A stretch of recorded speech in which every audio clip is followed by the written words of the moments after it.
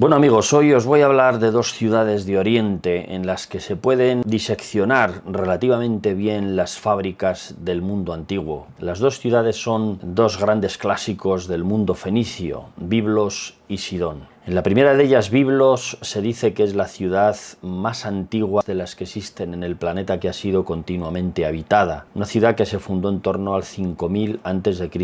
Daos cuenta que hablamos de 7000 años de una habitación continua. Pues bien, en ellas el Imperio Romano, por supuesto, se manifestó también en todo su esplendor, y aquellas fábricas acabaron teniendo una evolución verdaderamente compleja, porque varias civilizaciones se sucedieron a continuación hasta llegar a ser lo que después se ha identificado como las fortalezas cruzadas de los cruzados en torno al siglo XII. Ya sabéis, esas campañas occidentales contra el Islam que se sucedieron en Oriente y que les obligaron a fortificarse en muchos de estos sitios. Pues bien, en esta primera ciudad de Biblos, ahí veis lo que allí se explica como una fortaleza cruzada. Efectivamente, parece que fue una fortaleza cruzada, pero si uno observa detenidamente las fábricas, las piedras que allí se pueden ver, estamos ante una heterogeneidad impresionante. Es muy probable que los cruzados no fuesen capaces de mover y de colocar en su sitio alguna de las piedras mayores que se encuentran en las partes más bajas, como vamos a ver.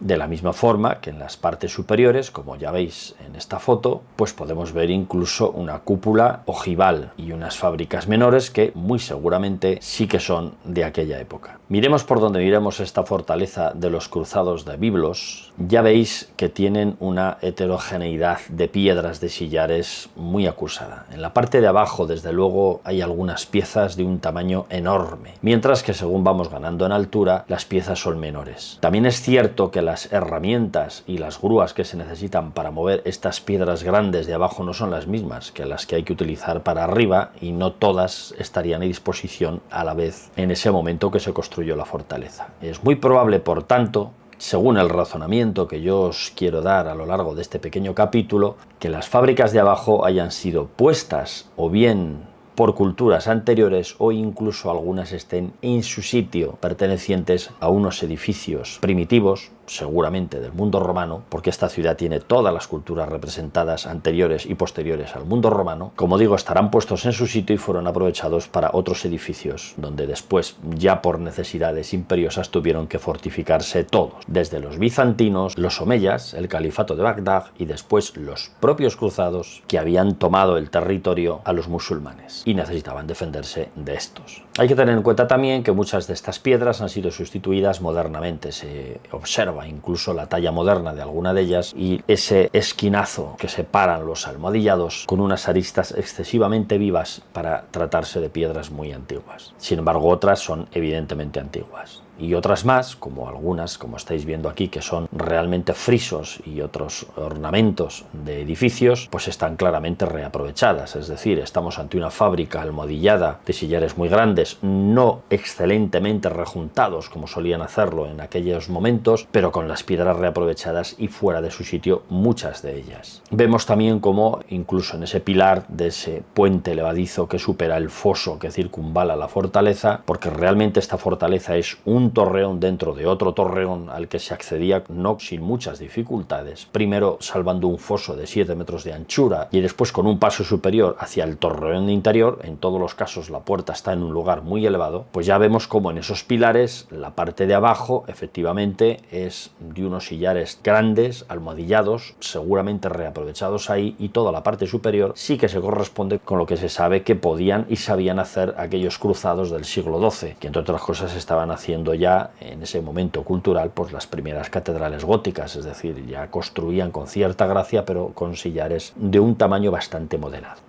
Precisamente casi todos estos soldados procedían de zonas de Francia, es decir, el lugar donde se estaba desarrollando aquel arte gótico inicial que después se extendió por gran parte de la Europa occidental. Lo cierto es que la mayor parte de las superficies de estas fábricas que estamos viendo se corresponden al mundo posclásico. Tanto es así que estamos viendo que están construidas con verdaderas ruinas del clasicismo. Columnas de granito gris, impresionantes cuando eran nuevas, cortadas y metidas de forma transversal al paño, para dar dar refuerzo a toda la parte inferior. Esto lo estamos viendo en casi todas las fortalezas de Oriente Medio, tanto en esta de Biblos como la que vamos a ver luego de Sidón, etc. Estos trozos de columna que dejaban encastrados de forma perpendicular al paramento, lo que hacían era dar una determinada solidez a esos dos paños de sillares que ponían en la parte interior y exterior del muro y después rellenaban con otras piedras menores o incluso con escombros u otros trozos. Y ahí las podéis ver perfectamente en estos paramentos, abstrayéndose de las piedras más blancas y más nuevas, que claramente son restituciones modernas porque estaba bastante destrozado. Las veis perfectamente cómo las clavaran de esa manera. Sí que es cierto que en algunas de las esquinas, como podéis ver aquí, a pesar de que se ven las aristas muy vivas y probablemente están arregladas modernamente, se ven piedras de un tamaño verdaderamente descomunal, muy difíciles de colocar ahí. Y sin embargo, a continuación vemos piedras más menudas, más pequeñas, algunas incluso talladas como imitando o queriendo imitar el almohadillado que tenían las originales. Otras, como esta que vemos ahora, que tiene un tamaño verdaderamente importante, eso puede pesar 4 toneladas. Es decir, la gente que mueve 4 toneladas tiene una maquinaria específica que difícilmente sería razonablemente aprovechada para las piedras más menudas que están puestas en las partes más altas o incluso más modernas que se ven en esos edificios. Partes que hablamos que pueden ser del siglo XII, muchas de ellas. Hay que tener en cuenta también que luego en el siglo XIII el gran Saladino volvió a conquistar la fortaleza, volvió a conquistar Biblos. Desmanteló gran parte de lo que habían hecho los cruzados, pretendía hacer la suya propia, pero un contraataque cruzado volvió de nuevo a tomarlo, así que las transformaciones que tenemos ahí son más que notables al final. En una fortaleza muy difícil de leer, donde se ven piedras propias del clasicismo, piedras nuevas, muy reconstruidas, probablemente en el siglo XIX-XX, para dar un cierto aspecto a la fortaleza que estaba muy deteriorada, y finalmente otras construcciones, otras piedras más menudas en la parte superior, que todo coincide en su forma constructiva, clásicas del principios del gótico, que estamos hablando de que efectivamente fueron las construidas por los cruzados. Bueno, pues estas observaciones os las hago un poco para que sigáis aprendiendo a leer estas fábricas donde hay tal cantidad de culturas mezcladas y revueltas entre ellas, evidentemente siempre con un orden cronológico. Lo de arriba tiene que ser forzosamente más moderno que lo de abajo, salvo reconstrucciones puntuales de algunos de los sillares, evidentemente, y de esta forma, si alguna vez viajáis por el Mediterráneo, podáis tener los ojos bien entrenados para ver la complejidad de estas construcciones y los diferentes momentos constructivos. Nada va a ser exacto en lo que podáis leer en estas fábricas, pero sí os podréis aproximar mucho más que cuando os dicen he aquí una fortaleza cruzada y luego veis que todas las piedras inferiores probablemente no las hayan puesto los cruzados, claro. Algunos restos imperiales del clasicismo todavía quedan allí, como este enorme pilón de lo que fue un ninfeo, una fuente monumental, que está completamente reconstruido en época actual, evidentemente, para que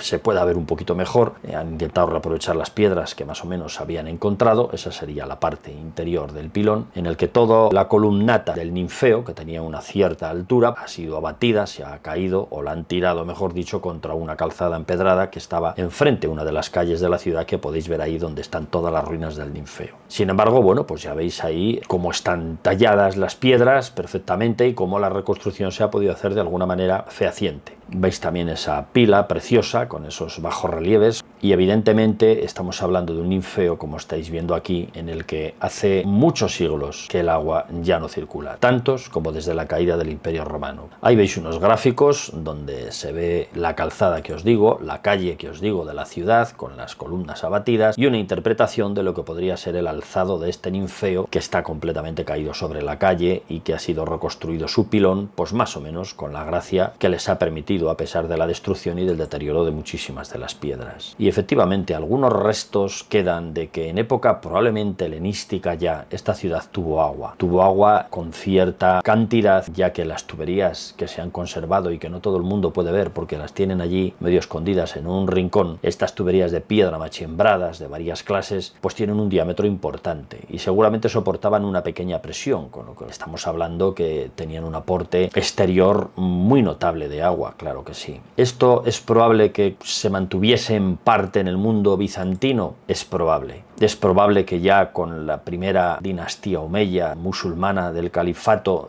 se mantuvieran. Cada vez es menos probable y muy seguramente ahí ya no bebió nadie agua de manantial limpia pues hasta el siglo XX. A pesar de que la ciudad primitiva tenía un pozo donde se podía encontrar agua en el interior y seguramente de él siguieron bebiendo en épocas posteriores, pero este aporte exterior de agua limpia, abundante, potente, con su ninfeo, sus baños que tendrían seguramente, sus fuentes, esto solamente lo habían tenido los helenísticos, seguramente seguramente los romanos, y posteriormente ya es muy probable que nadie disfrutase de estos avances. Bueno, y desde lo alto de la fortaleza uno puede ver en el mar esta roca perfectamente tallada en plano, con unos pequeños cuarteles en la roca formados. Aquí tenéis una foto sacada desde bastante lejos, pero en lo que se ve muy bien las divisiones en cuadrado que tenía esta roca cortada a la altura, digamos, de la inundación del mar. Efectivamente, estos son piscifactorías que están por todo el Mediterráneo, cuyo origen a veces se desconoce. En la mayoría de los sitios es romano, pero aquí podría ser anterior perfectamente. En todo caso, ahí tenéis una buena superficie, más de 2 hectáreas de piscifactorías con sus estanques perfectamente marcados, que seguramente supieron aprovechar los antiguos, al menos en el mundo clásico. El resto, lo que estamos viendo, son ya construcciones hechas sobre las ruinas del clasicismo, que es como titulo este vídeo, porque a pesar de que estamos viendo continuamente estas maravillas del mundo clásico, lo demás son construcciones hechas con las ruinas de aquel mundo.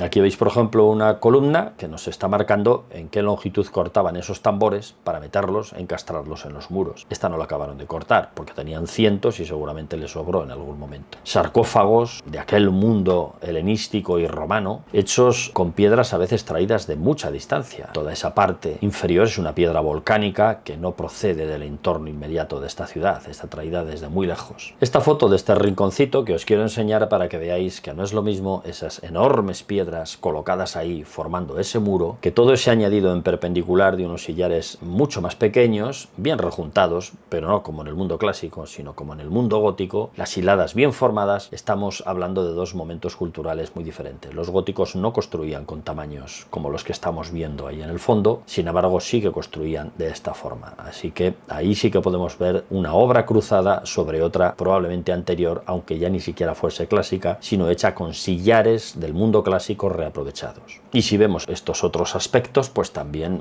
vamos a la misma conclusión. Aquí estamos hablando de unos arcos rebajados, de unas zonas de tiro con unas saeteras. No sé si esto habrá llegado a utilizarse en el mundo de la pólvora, en el mundo ya del Renacimiento, sobre todo, que es cuando se empieza a utilizar la pólvora masivamente en todo el Mediterráneo, pero en todo caso sí que estamos viendo una construcción que no se corresponde con el mundo clásico. Incluso veis esta bóveda que es perfectamente ojival, en el interior de una de estas fortalezas que sí que tienen todas las características de haber sido hechas en estos siglos XII-XIII por los europeos en ese momento. Y efectivamente podéis ver una vista general del yacimiento donde todas las épocas están representadas. Podéis comprender que esto fue un yacimiento fenicio en primera instancia. Ya sabéis que la palabra Biblos, parece que la primera Biblia se escribió allí, parece incluso que el alfabeto fenicio más primitivo procede también de allí, es decir, es una ciudad que tiene una importancia cultural para todo el Mediterráneo realmente impresionante, y ahí están todas las épocas representadas, la edad del bronce y todas las demás culturas fenicias, asirias, persas, etcétera, que han ido ocupando este lugar. Aunque la huella mayor que podemos encontrar es la del clasicismo, la del mundo helenístico romano, sobre todo romano. Ahí vemos al fondo la fortaleza cruzada, pero hay que reconocer que en el subsuelo se encuentran todas las culturas y allí pueden observarse templos y hábitats de todas las épocas.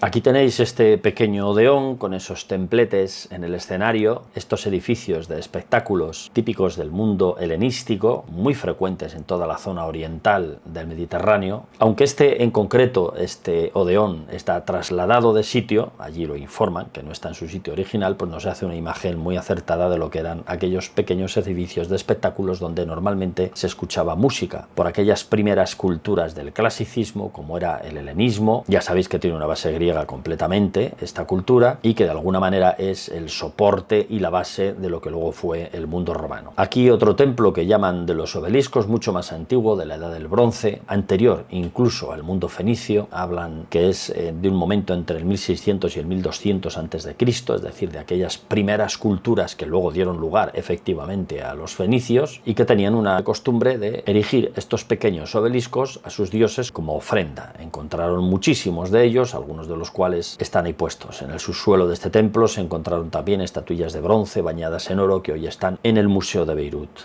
Estamos hablando de una cultura realmente primitiva en este sitio, y es probable que sí, que aquellos momentos y anteriores, el abastecimiento de aguas de esta montaña adelantada en el mar, una montaña costera, que es lo que debe de indicar el primer nombre de Jebal que le dan a este lugar, como digo, aquellas primeras culturas se sirviesen para su abastecimiento de aguas de este pozo, cuyo perfil transversal esquemático os presento aquí. Un pozo en el que se bajaba mediante una rampa para coger el agua y habría que subirla después al exterior para poder beberla. Este tipo de abastecimientos apenas daban para el agua de boca, siempre y cuando el agua fuese de calidad, que parece que sí, que es un pozo de agua dulce que brota muy cerca ya del nivel del mar, ojo. Sin embargo, no podemos pensar que en esta época de un pozo pudieran servirse ni baños, ni fuentes, ni otro tipo de artificios hidráulicos que después en el mundo clásico sí que se dieron. Aquí veis una imagen de lo que se conserva de este pozo, de las rampas de acceso y de la profundidad que llega a tener, que ya os digo que casi llega a tocar el nivel del mar. Y ahora nos vamos a ir a otra de las ciudades que vamos a tratar aquí, que es Sidón, otra de las ciudades también que fue fenicia, famosa en el mundo antiguo, una ciudad que conserva en este caso también una fortaleza cruzada junto al antiguo puerto fenicio, una fortaleza en la bocana de ese puerto que intentó controlar todo el tráfico de buques que se pudiese dar en esa zona de la costa. Ahí veis un plano antiguo del siglo XIX donde nos explica más o menos las fortalezas que había y los lugares antiguos que hay en la ciudad de Sidón. Y el que está marcado con el número 1, que es el de arriba del todo, ese sería el castillo cruzado, porque también lo fue, que ahora vamos a ver. Efectivamente, este castillo cruzado está en la bocana del puerto, como os digo, ahí lo veis, comunicado por tierra con un puente que en la parte final tenía una parte levadiza, de forma que podrían interrumpir perfectamente el tránsito o un ataque desde tierra firme. Esto sería el puente que comunicaba con tierra firme, como podéis ver, y al fondo el castillo, donde también tiene una variedad de fábricas tremendas, muchas de ellas parecidas a las que acabamos de ver en Biblos. Veis ya desde esta distancia cómo tiene de nuevo las columnas clavadas de forma transversal en el muro. Y veis también desde esta otra vista cómo efectivamente hay una serie de fábricas, claramente con bóvedas ojivales, con arcos rebajados, con una sillería típica de aquellos momentos del siglo XII, que son las que corresponden sin ninguna duda a estos momentos de los cruzados, con alguna reconstrucción posterior que seguramente sea musulmana en la parte más alta de lo que hoy se conserva. Y bueno, ahí tenéis una vista ya un poquito más de cerca, como muchas de esas piedras reaprovechadas han formado un arco en esa puerta de entrada, que ya no es de medio punto, ya es un arco ojival, son piedras retalladas, respetando el almohadillado, eso sí, y se construye esta entrada a esa fortaleza que se rearma en los momentos de los cruzados. Lo que no significa que en los momentos anteriores de los dos califatos, el omeya y el de Bagdad, no estuviese ya construida en ese punto. Incluso en época bizantina, que es lo que de alguna de las zonas se sospecha que podrían ser algunas fábricas. Bueno, como siempre, las columnas son de granito gris porque era el material preferido en aquel momento por los clásicos que construyeron sus templos y sus grandes edificios en todo Oriente, y son las que evidentemente han sido sacrificadas para poder formar estos contrafuertes de los muros. No solamente el gris, este granito rosa del que ya hablamos en otro capítulo, que sabemos que procede de las canteras de Asuán en Egipto y fue transportado hasta allí, también se encuentra en muchas de estas columnas, algunas de ellas piezas enteras como esta que está tirada en el suelo. Así que muy probablemente estas columnas, tanto la gris como la rosa, no estuvieron muy lejos de este emplazamiento. Quién sabe si ese islote, esa parte final, no era un templo precisamente de la época clásica, con un esplendor tremendo, que ha sido desguazado y desmontado entero para formar luego estas fortalezas en las diversas épocas en las que se tuvieron que hacer, porque todos tuvieron que defenderse después del mundo romano contra potenciales enemigos que pululaban por todo el Mediterráneo. Y la última de ellas, efectivamente, es la fortaleza cruzada, que aquí nos publicitan y que nos enseñan, de la que podemos ver importantes huellas, sobre todo en la parte superior de estas edificaciones. Pasa lo mismo que en Biblos. En este caso, la densidad de columnas que están encastradas en el muro, como podéis ver, es más que considerable. La antigüedad de muchos de esos sillares sometidos a la erosión marina y al ambiente marino pues es tremenda. Evidentemente se trata de piedras muy antiguas, por eso están ahí, y ahí veis la parte ya más menuda de sillares escuadrados muy diferentes, sin ningún tipo de almohadillado, que se corresponden con las construcciones del siglo XII que se hacían en Europa, las construcciones góticas, y que los cruzados, evidentemente, que era su forma de construir, y los maestros canteros que con ellos iban, era como sabían construir, son las que añaden a continuación para formar su propia fortaleza. E incluso ahí veis unas nervaduras abajo, en el suelo, a la izquierda, claramente, que parecen el arranque de un arco gótico, como podemos ver en las catedrales europeas. Bueno, pues allí está, en el Líbano, en la ciudad de Sidón, metida en una fortaleza cruzada, cruzada compitiendo y al lado de otras piedras y de unas columnas del mundo clásico.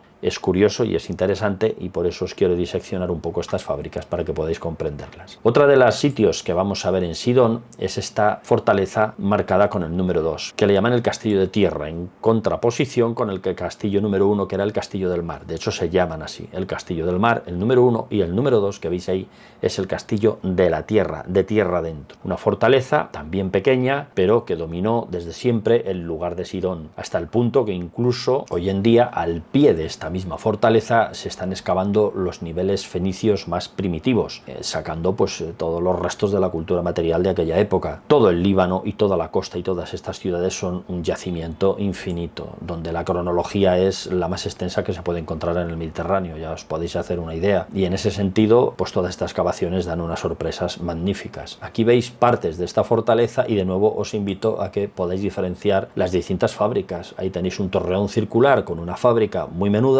tenéis unos muros con unos almohadillados espectaculares, increíbles, difícil de creer que hicieran lo mismo unos que otros, o sea, algo se encontraron hecho y otra parte añadieron los cruzados, que fueron los últimos que llegaron allí a fortificar aquello. Este pequeño castillo, esta pequeña fortaleza, como veis, tiene distintos momentos constructivos. Es evidente que hay ahí paramentos con unos sillares enormes en la zona muy baja, sillares claramente procedente del mundo clásico, y otras construcciones pues posteriores, hechas incluso con peor factura. Aquí veis algunos de los ejemplos que os voy a ir mostrando. Incluso en estos sillares más grandes, abajo, en esos sillares, que no creo yo que sean de factura cruzada precisamente, sí que dejaron las marcas de cantero, un poco como apropiándoselo los cruzados, en algunos de ellos, no de todos. Son unas marcas típicas del mundo franco, de los cruzados franceses. Son esa que veis ahí, que es como una especie de cuadrado partido por una raya vertical, que se puede encontrar en varios de los sillares de esta pequeña fortaleza y que vienen a ser la firma, ahí veis otra, a ser la firma de estos cruzados, que son los que acabaron de fortificar aquello, o los que formaron la última reconstrucción y fortificación de este pequeño castillo. Bueno, pues con este pequeño capítulo lo que os he querido mostrar es un poco, grosso modo, las diferencias entre las distintas fábricas que podéis encontrar por esos mundos de Dios. En todo caso, estas construcciones, estas piedras completamente movidas de su sitio, como podéis ver ahí, porque tienen ripios, argamasa y de todo entre los sillares, incluso carecen de almohadillado ya muchos de ellos, pues evidentemente forman parte de culturas anteriores y han sido reaprovechadas una vez y otra vez y otra vez. Todas las que han hecho falta para poderse fortificar y defenderse de sus enemigos en función de la historia que ha tenido el sitio. Nada más por ahora, hasta otra ocasión. Hasta luego.